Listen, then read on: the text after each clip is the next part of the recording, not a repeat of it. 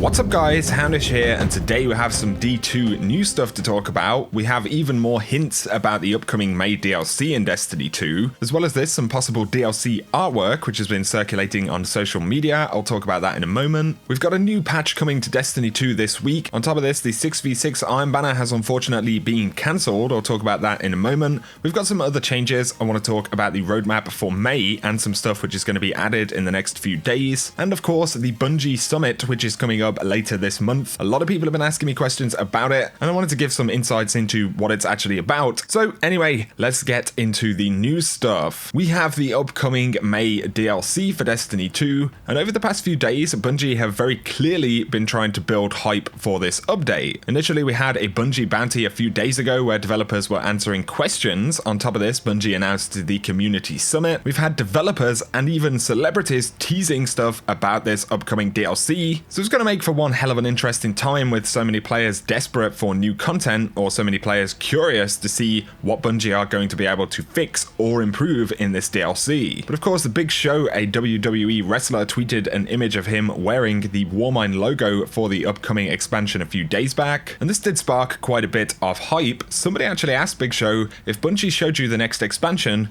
do you think it is good? And Big Show said, I might have seen something. Yes, what I have seen is awesome, and I can't freaking wait. So obviously this hype train is not going to die down. In fact, over the next few days, presumably, is actually going to pick up. With Bungie intentionally building hype now, and Big Show confirming that he's actually seen something of the next expansion in one form or another, which again has sparked more speculation. Is Big Show going to be the voice of Rasputin or something like that?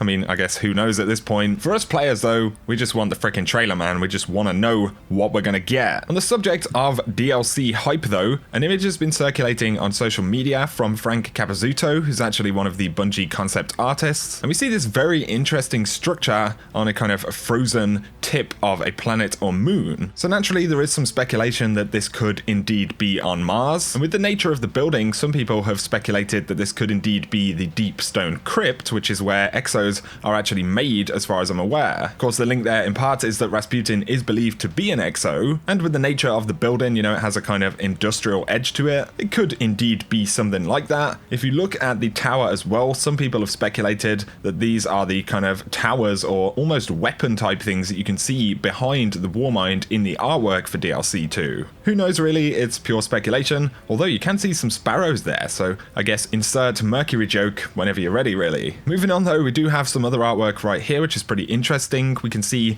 a Warmind kind of missile launch facility, very similar to Javelin 4 in D2. This artwork comes from Sung Choi, another concept artist, and we can see that this one actually has some snow on the ground, as well as on top of some of the wires and stuff around the missile. On top of this, it also appears to be kind of sunken into rock in a very kind of icy environment. There is also a 3D render, I believe it is, of one of these missiles that's actually in the game, and this file is interestingly called Seraph Rocket, and of course the Seven Seraphs were the faction that actually built the Warminds, and some people believe that we might see the faction in game or return in one way or another in the future. So all very, very interesting stuff. I'm pretty sure that some of this is going to pertain to DLC 2 in one way or another. I'd love to hear your thoughts below, but let's move on to some stuff happening in D2 over the next couple of weeks. So there will be an update on Tuesday, April the 10th, and this is going to deploy hotfix 1.1.4.1, which will address tower and raid black screen issues. So there will be some server maintenance starting at 9 AM PDT,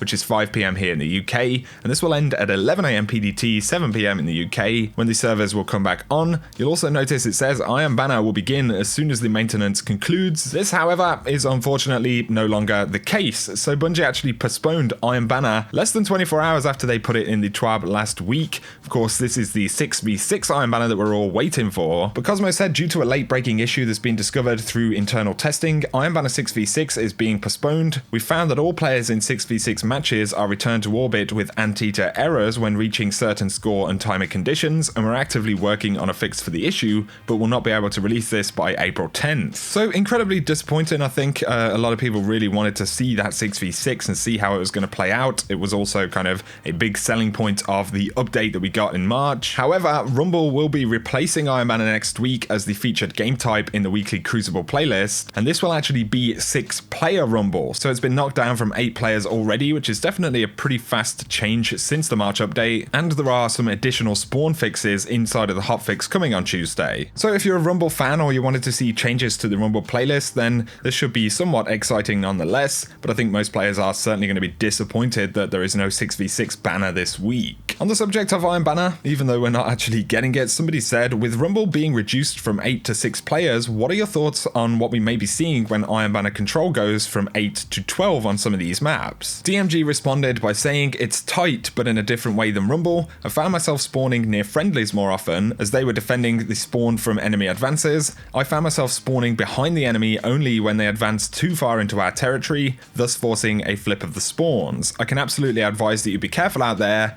don't blindly rush like I do, or you'll find yourself looking at 6 enemies eager to end your streak. Once the game mode goes live, we'll be watching feedback closely, poor spawns, specific maps that are tighter than others, and how power ammo spawns feel. Just a quick insight there though, we'll have to wait for more news on when 6v6 banner may actually launch into the game. There is another change that has actually gone live in D2 already, so Bungie help tweeted, in response to player feedback, we are reducing the amount of time it takes for players to be returned to orbit due to inactivity in strike playlists. Players will now be removed after 3 minutes of inactivity. It can certainly be pretty annoying in the strike playlist, you know, if people are just sort of AFK, but we are going to be seeing an update to the roadmap coming up over the next few days. Of course, in May, we're going to be getting the Prestige Eater of Worlds, Crucible rankings, private matches, vault space increases, multi-emote wheels, exotic masterworks, vendor progression, faction rally improvements, and exotic weapon and armor sandbox changes, and hopefully heroic strike modifiers. But you may have heard that Bungie confirmed changes to weapon slots that they're working on, you know, switching snipers out of the 3rd slot perhaps into the 2nd slot. Bungie also want to outline changes to random rolls and more, and Deej stated that Bungie would update the roadmap to include this summer of this year, and it's possible that some of these items may actually be outlined for later releases, so expect that roadmap update over the next few days. But now I wanted to talk about the Bungie Community Summit. This is something a lot of people have been speaking about. Of course, it's somewhat substantial because it's the first time Bungie have openly said they want to have players in the studio to give feedback on content that they're making, and that is exactly what this process is supposed to be. So a lot of people are kind of rounding up things that they want to see added into the game.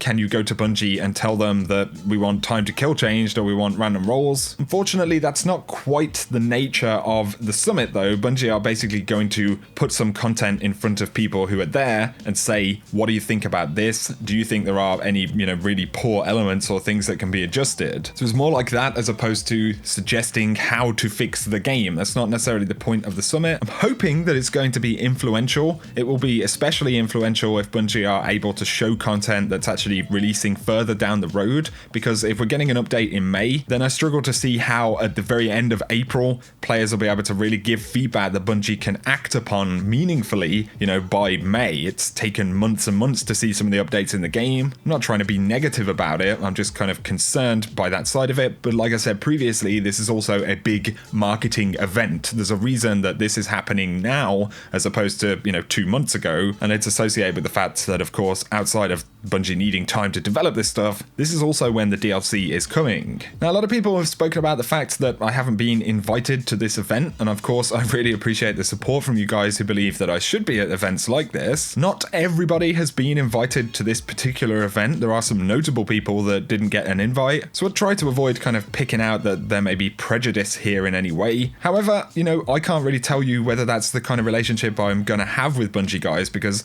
I haven't been invited to Bungie capture events in the past. Personally, I don't believe that that's to do with the reach of my channel whatsoever. You know, I have a fairly substantial audience, I have pretty good viewership, but at the same time, I've been, you know, somewhat critical of Destiny, and I've also been unafraid to talk about, you know, the more challenging stuff to do with Eververse. I'm not afraid to talk about stuff which gets leaked and things like that. I know other people do all of these things regardless, but depending on how you do it, it can be easy to become, you know, the focus of attention there. So I just wanted to kind of, you know, give you some more candid insights. I'm not sure that these are the kind of opportunities I really have with Bungie. However, in terms of actual feedback, there are people who I believe are obviously very capable of giving appropriate feedback that will reflect the kind of things the community actually want to see. So honestly, in terms of that feedback, I think we have the bases covered, to be quite honest, guys. But you can let me know your thoughts as always. Those are my thoughts, a few insights about it. But if you have enjoyed this video, a like is appreciated below. If you're new to the channel, feel free to hit subscribe if you want to see more Destiny content. As always, I really appreciate the support that you guys show me here on the channel and everywhere else. It means a lot. I feel very fortunate, that we still have a somewhat positive community on this channel, considering the way that things have gone with D2. So I really appreciate you guys for that. And whatever you do, thanks for watching. I hope you guys have an awesome day.